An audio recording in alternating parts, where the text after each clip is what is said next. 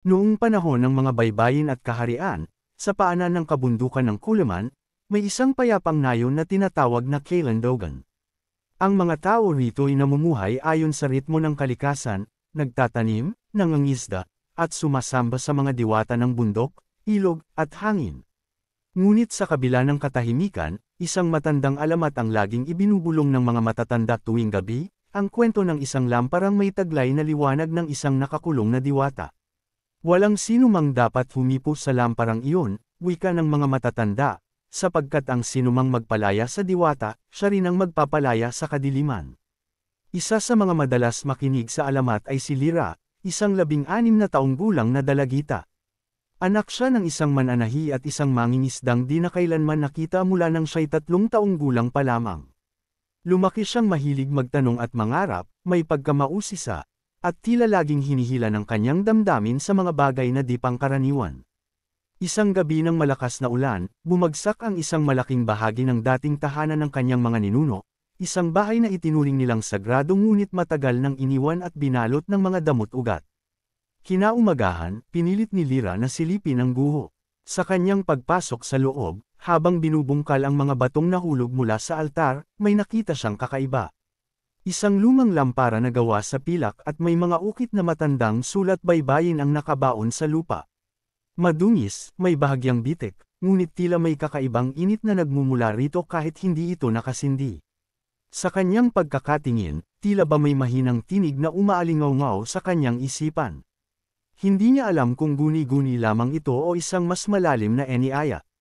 Gisingin mo ako, napapitlag si Lyra, hinusot ang mata, hinawakan ang lampara, at pinunasan ito ng manggas ng kanyang burrow.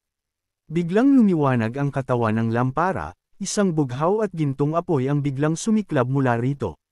Sa gitna ng usok, unti-unting humubog ang isang babae, tila yari sa liwanag, ang buhok ay kasanitim ng gabi, at ang mga mata ay kumikislap na parang bituin. Sa wakas, aniya sa tinig na gaya ng hangin sa gabi. Ako si Mayari, diwata ng liwanag at tagapangalaga ng sagradong apoy. Ikaw ang pumukaw sa akin, Lyra. Namutla si Lyra at napaatras. Paano mo nalaman ang pangalan ko? Ngunit bago pa siya makapagtanong pa, biglang yumanig ang lupa. Mula sa ilalim ng guho, isang itim na usok ang lumusot mula sa bitek sa lupa, at narinig ang pag-ungol ng isang nilalang na matagal nang natutulog. Hindi lang ako ang nagising, wika ni Mayari, at ang mukha niya'y biglang naging seryoso. Ang dilim ng alon-alon ay muling nagising. At ikaw, Lyra, ikaw ang huling tagapagmana ng liwanag na kayang tumalo sa kanya. Ang mga alon sa ilog ng Kalandogan ay tila nawala ng ritmo. Ang mga ibon sa kakahuyan ay biglang tumahimik. At mula sa pinanggalingan ng guho, ang itim na usok ay lumaganap at tila may sariling buhay, pumapailan lang, lumiliko, at humahaplos sa paligid na parang may hinahanap. Si Lyra ay nakatulala pa rin, hawak-hawak ang lampara na ngayoy tila wala ng apoy. Si Mayari, ang diwata, ay tumayo sa ibabaw ng mga guho, ang kanyang mga mata ay nagliliyab sa bughaw na liwanag. Makinig ka, Lyra, sabi ng diwata. Ang nilalang na iyon ay si Alon-Alon, isang dating tagapangalaga ng karagatan na tinukso ng kadiliman at naging halimaw. Siya ang dahilan kung bakit ako ikinulong, sapagkat hindi ko siya pinatay noon, at pinili kong itago ang apoy kaysa hayaan itong gamitin ng mas asama. Bakit ako? Tanong ni Lyra, nanginginig ang tinig. Hindi naman ako bayani. Isa lang akong, isang tagapagmana, putol ni Mayari. Ang dugo ng mga babaylan ay nananalaytay sa iyo. Hindi aksidente na ikaw ang nakahanap ng lampara. Ikaw ang huling sanghaya, ang kahuli-hulihang pinagkalooban ng diwa ng liwanag. Naguluhan si Lyra. Ang alam lang niya, ang kanyang ina ay isang simpleng mananahi, at ang kanyang amay matagal nang nawala. Wala sa kanyang alaala ang anumang mahiwagang nakaraan, hanggang ngayon. Mahalagang malaman mo ang katotohanan, sabi ni Mayari. Ngunit wala na tayong oras. Kailangang ihanda mo ang sarili mo. Kapag lubos nang lumakas si Alon-Alon, magugunaw ang buong bayan, at kakalat siya hanggang sa mga karatig kaharian. Anong dapat kong gawin? Tanong ni Lyra, unti-unting nabubuo ang tapang sa kanyang dibdib. May 3 apoy na kailangang buhayin sa loob ng 3 araw, sagot ng diwata. Ang apoy ng diwa, apoy ng lupa, at apoy ng alaala.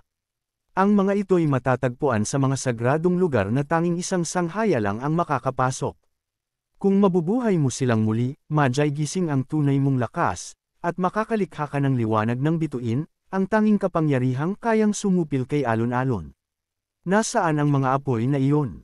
Ang una ay nasa yungib ng kaluluwa, sa ilalim ng talon ng limbawa. Doon tayo pupunta. Sa sandaling iyon, isang alingawngaw ng halakhak ang bumalot sa paligid. Isang malamig na tinig ang nagsalita mula sa hangin. Mayari, akala mo ba'y di kita matutunton? Ang tinig ni alon-alon. Salamat sa batang iyon, ako'y muling malaya. Mabilis na nagbago ang paligid. Ang langit ay tila nagdilim kahit tanghaling tapat. Ang hangin ay bumigat, at ang mga halaman ay nanlanta na parabang nadempian ng kamatayan. Takbo, Lyra, utos ni Mayari habang bumalot sa kanya ang liwanag. Sa isang kisap mata, lumipad sila, hindi sa pamamagitan ng pakpak kundi sa pamamagitan ng liwanag. Sa isang iglap, nasa tuktok na sila ng bundok limbawa, kung saan ang talon ay umaagos pababa sa isang malakristal na lawa. Ngunit kahit narating na nila ang unang hantungan, alam ni Lyra na ito pa lang ang simula.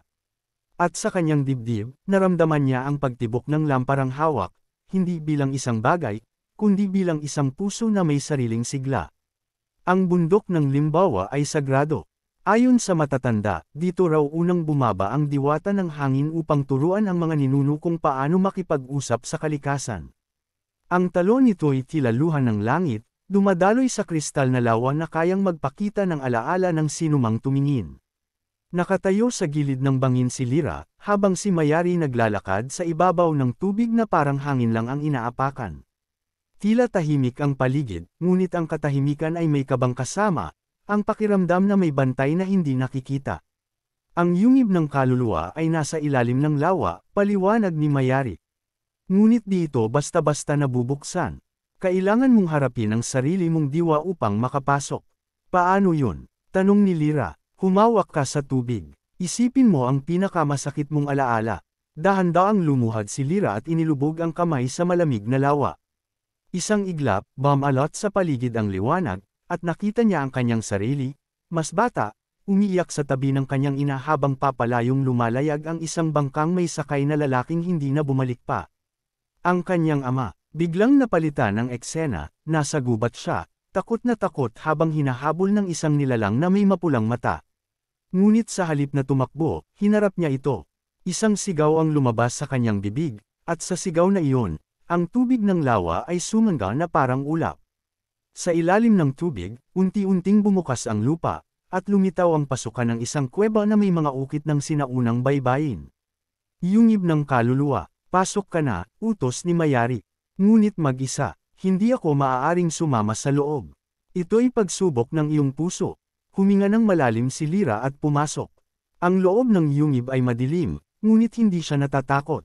Sa bawat hakbang niya, ang mga pader ay nagsimulang lumiwanag, mga alaala, hindi lang sa kanya, kundi ng kanyang lahi. Mga babaylang babae, nakikipaglaban sa mga halimaw, gumagamot ng mga may sakit, nakikipag-usap sa mga bituin. At sa pinakaloob, may nakatayong estatwa ng isang matandang babae, ang orihinal na sanghaya. Sa harap nito'y may maliit na altar na may apoy, tila nanlalamig. Kung ikaw nga ang tunay na tagapagmana, isang tinig ang umalangaw, paandarin mo ang apoy ng diwa. Lumapit si Lyra, at hawak ang lampara, inilapit niya ito sa malamlam na apoy. Ngunit wala itong reaksyon, tumangala siya, wala akong kapangyarihan, bulong niya. Hindi ko alam kung kaya ko talaga to. Ngunit bigla niyang naalala ang kanyang ina, ang mga gabi ng pagkukwento sa ilalim ng lampara, ang mga halakhak sa kabila ng kahirapan, ang mga awit na pinapatulog siya. At sa gitna ng mga alaala, isang simpleng mensahe. Ang tunay na lakas ay hindi sa kapangyarihan, kundi sa pag-unawa. Pumikit si Lyra at hinaplos ang apoy. Ako si Lyra, anak ng liwanag, apo ng babaylan. Hindi ako perpekto, pero handa akong harapin ang dilim. At sa sandaling iyon, sumiklab ang apoy, kulay asul na may halong puti, at sa sentro nito, isang hugis bituin ang lumitaw. Ang apoy ng diwa ay nagising. Sa labas ng yungib, ngumiti si Mayari. Isa na lang, dalawa pa ang apoy na kailangang buhayin. Ngunit bago pa sila makalabas ng tuluyan, muling yumanig ang paligid. Sa kalayuan, mula sa lambak sa paanan ng bundok, umalimbakay ang itim na usok, at lumitaw ang isang dambuhalang nilalang na may katawan ng tao, balahibo ng ahas, at mga matang walang puti. Si Alon-Alon. At narito na ang pagbabalik ko, Anang Halimaw. Ngayong muling nagliliyab ang liwanag, handa na rin akong lunurin ito. Mula sa tuktok ng bundok, tanaw ni Lira at Mayari ang pagbangon ng isang dambuhalang anino. Si Alon-Alon, pinagsamang anyo ng tao, halimaw, at engkantong isinumpa. Ang kanyang katawan ay parang ulap na may mga bakas ng karagatan, may balangkas ng mga barkong nilamon ng alon, at mga mata ng mga nilalang na nalunod at kinalimutan ng panahon. Ang mga halaman ay nalalante sa bawat yapak niya. Ang tubig ng ilog ay umaatres, tila natatakot. Sa kanyang likod ay mga aninong walang mukha, mga kaluluwa ng mga naligaw, tagasunod ng kanyang dilim. Hindi pa siya ganap na malakas, wika ni Mayari habang sinasalo si Lira palabas ng yungib. Pero kung di natin makuha ang ikalawang apoy, wala tayong laban. Nasaan ang susunod? Tanong ni Lira, humihingal sa pagod ngunit hindi umaatres. Sa gubat ng nalimutan, silangan ng bundok. Doon nakatago ang apoy ng lupa, isang apoy na pinipigilan ng mga punong may alaala ng galit, lungkot, at pagkatalo. Hindi basta-basta makakadaan doon, kailangan nating gabay. At parang tugon sa kanilang pangangailangan, mula sa mga ulap, bumaba ang isang malaking agila, gintong balahibo, may matang tila tao. Sumakay si Mayari at tinulungan si Lira. Siya si Halka, tagapagbantay ng silangan, paliwanag ng diwata. Isa sa mga huling nilalang na tapat sa liwanag. Sa ihip ng hangin, lumipad sila papunta sa gubat. Habang nasa ulap, naramdaman ni Lira ang matinding presensya ni Alon-Alon sa ibaba. Alam niyang hindi ito titigil hanggat hindi niya napupuksa ang liwanag. At sa kaibuturan ng kanyang puso, naroon pa rin ang tanong, talaga bang siya ang itinakdang magligtas? Isang simpleng babae, ulila, walang sinanay na kakayahan kundi pananampalataya. Paglapag nila sa gubat, sinalubong sila ng malamig na simoy. Ang mga puno rito'y may mukha, nakapikit, parang natutulog. Ngunit nang humakbang si Lira, damilat ang mga ito. Sino ang nanggugulo sa katahimikan ng aming sugatang alaala? Tanong ng mga punong mukha. Lumapit si Mayari. Ang batang ito ay tagapagmana ng apoy. Hiling namin ang pagdaan. Hindi sapat ang pangalan, bulalas ng mga puno. Kung gusto niyang makuha ang apoy, dapat niyang harapin ang kanyang pinakamatinding galit. Bamuka ang lupa, at natagpuan ni Lira ang sarili sa isang madilim na hukay. Sa gitna nito, isang anyo ng sarili niya, mas matanda, may matang puno ng galit. Bakit mo kami pinabayaan? Sigaw ng anyo, pinili mong maniwala sa kabutihan kahit nilamon ka na ng kalungkutan. Hindi mo sinubukang hanapin si ama. Hinayaan mong lumaki tayong walang sagot. Si Lira ay natulala. Totoo, madalas niyang itinatago ang kanyang galit sa katahimikan. Ngunit ngayon, sa harap ng sarili niyang anino, kailangan niyang pumili, itago muli o yakapin ito. Lumapit siya. Oo, galit ako. Pero mas pinili kong magmahal kaysa mapuno ng puot. Hindi dahil mahina ako, kundi dahil mas pinili kong hindi maging katulad ng kadilimang kinamumuhian ko. Sa kanyang mga salita, nagliwanag ang kanyang katawan.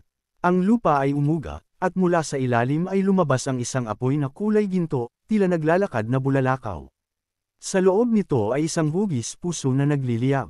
Apoy ng lupa, ang mga puno ay yumuko. Ikaw nga ang may karapatan. Ngunit sa sandaling iyon, dumagundong ang lupa. Sa labas ng gubat, narinig nila ang pag-iyak ng mga hayop at pagliyab ng apoy. Si Alon-Alon ay papalapit na. Hinawakan ni Lira ang apoy at inilagay sa kanyang dibdib. Sa kanyang paghawak, naramdaman niyang may nagbabago sa kanya. May sigla, may init, may tapang na hindi galing sa isip kundi sa puso. Mayari, wika ni Lira, handa na ko. Isang apoy na lang, tugon ng diwata. Ang huli at pinakamahirap, apoy ng alaala, na nakatago sa baybayin ng nawalang panahon. At para doon, kailangan mong harapin ang tanong na pinakaiiwasan mo. Sa silangan ng gubat ng nalimutan, sa pagitan ng mga bundok at ng walang hanggang ulap, matatagpuan ang isang dalampasigang hindi markado sa kahit anong mapa.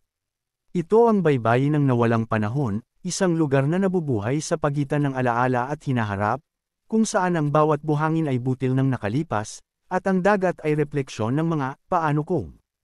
Habang lumalakad si Lyra sa baybayin, napapansin niyang hindi lang ang paligid ang nagbabago, kundi maging ang kanyang sarili. Ang hangin ay tila bumubulong ng kanyang mga takot, at ang bawat hakbang ay nagdadala ng larawan ng mga alaala na hindi pa niya hinaharap. Nasa likuran niya si Mayari, tahimik lamang. Bakit mo sinasabi na ito ang pinakamahirap na apoy? Tanong ni Lyra. Dahil kailangan mong harapin ang tanong na matagal mo nang tinatakasan, sagot ng diwata. Ang tanong na bumuo ng pader sa pagitan mo at ng iyong kapalaran. Isang malaking alon ang dumating, hindi tumama sa kanila, kundi bumalot sa hangin at bumuo ng anyo, isang lalaki. Maamo ang kanyang mukha, kilalang kilala ni Lyra, kahit halos barado na ito sa kanyang alaala. Ang kanyang ama, anak, sabi ng imahe. Nagtataka ka siguro, bakit ako umalis? Bakit ako di na bumalik? Bakit mo kailangang maglakad sa mundong ito ng mag-isa? Hindi makapagsalita si Lyra, nanginginig ang kanyang mga kamay. Hindi kita iniwan, patuloy ng anino. Ako'y isinumpa. Isa akong tagapangalaga ng apoy noon pa man. Ngunit nang magsimulang magising si Alon-Alon, ako ang isa sa mga unang sinalakay. Ako'y kinulong sa pagitan ng mga panahon, sa mismong dalampasigang ito. Ang lampara ay iniwang bantay ng iyong ina, upang kung sakaling bumalik ang liwanag, may magising muli. Bumagsak ang luha ni Lyra. Bakit ako? Tanong niya. Bakit ako ang kailangang pamasan sa lahat? Ngunit ang kanyang ama ay ngumiti. Dahil ikaw ang nagsanib ng tatlong bagay, alaala, lupa, at diwa. Ang tatlong apoy ay hindi apoy lang, anak. Ito ay mga bahagi ng iyong pagkatao. Sa iyong paglakad, pinukaw mo ang mga lihim na hindi nabubuksan ng lakas, kundi ng pag-unawa. Lumuhad si Lyra, at mula sa dagat ay umangat ang ikatlong apoy, kulay perlas, at lumulutang sa hangin. Apoy ng alaala, hinawakan ito ni Lyra, at sa pagsanib ng tatlong apoy sa kanyang katawan, nagliwanag ang lampara sa kanyang kamay. Muling lumitaw si Mayari sa kanyang tabi, ngayon ay may anyong mas makapangyarihan, ang kanyang katawan ay yari na sa liwanag, at ang kanyang mga mata ay tulad ng mga tala sa langit. Lyra, wika ni Mayari, tapusin na natin ang simula. Paano natin siya mapipigilan? Tanong ng dalaga. Nasa iyo na ang liwanag ng bituin, ang pinagsamang alab ng sangkatauhan. Ngunit hindi ito sandata, isa itong liwanag na kailangang ailay, hindi lang gamitin. Kapag hinarap mo si Alon-Alon, hindi sapat ang lakas. Kailangang alukon mo siya ng pagpatawad. Patawarin ang halimaw. Gulat na tanong ni Lyra. Hindi lahat ng dilim ay ipinanganak sa kasamaan. Minsan ito'y bunga ng sugat na dinaagapan. Lumakas ang hangin. Ang langit ay kumulog. Mula sa likuran ng bundok, si Alon-Alon ay lumabas na, higit na malaki, at ngayon ay may pakpak ng ulap at buntot ng dagat. Sa kanyang katawan ay mga imahe ng mundong winasak ng sariling kasakiman. Humakbang si Lyra. Sa kanyang dibdib ay tatlong apoy. Sa kanyang kamay ay ang liwanag ng lampara. Sa kanyang likod ay ang diwata ng bituin. Sa kanyang puso, wakas ng isang tanong. Sa paanan ng bundok ng Limbawa, nagtipon ang ulap at apoy, hangin at dagat, habang bumaba si Lyra mula sa himpapawid. Ang lampara sa kanyang kamay ay naglalagablab, ngunit hindi sa karaniwang apoy, ito'y nagniningning sa tatlong kulay, bughaw ng diwa, ginto ng lupa, at perlas ng alaala. Humakbang siya sa lupa ng mga lumipas, tinatanaw ang dambuhalang si Alon-Alon, na ngayon isang halimaw na hugis ng lahat ng takot at puot ng mundo. Sa kanyang paligid, ang mga nilalang ng dilim ay nagsimulang magsulputan, mga aninong walang anyo, hinudyas ng galit, kasinungalingan, at takot. Ngunit si Lyra ay di na natitinag. Alon-Alon, sigaw niya, habang bumubukas ang lampara sa kanyang kamay. Hindi kita lalabanan sa lakas. Hindi ako mandirigma. Isa akong tagapagsalaysay ng liwanag. Mula sa kanyang puso ay lumabas ang tatlong apoy, at tumindig sa hangin sa kanyang harapan, naging hugis ng mga diwata, ng mga matandang babaylan, ng mga pangarap na matagal nang nilimot. Si Alon-Alon ay humakbang. Sa bawat yapot niya, umaalog ang lupa, lumuluhod ang hangin. Ngunit sa gitna ng kanyang paglapit, naramdaman niya ang isang bagay na hindi niya inaasahan, init ng alaala. Nakatingin sa kanya si Lyra, at hindi takot ang laman ng kanyang mata, kundi awa. Hindi ka isinumpa. Naligaw ka, wika ni Lyra, habang pinapatong ang kamay sa dibdib ng halimaw. Hindi kita pinalalayas. Inaanyayahan kitang bumalik. Nag-alburoto si Alon-Alon. Tumili ang mga aninong kasama niya.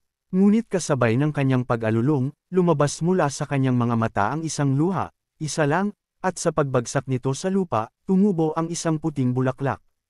Unti-unting naglaho ang kanyang mga pakpak. Ang kanyang balat ay bumalik sa pagiging tubig.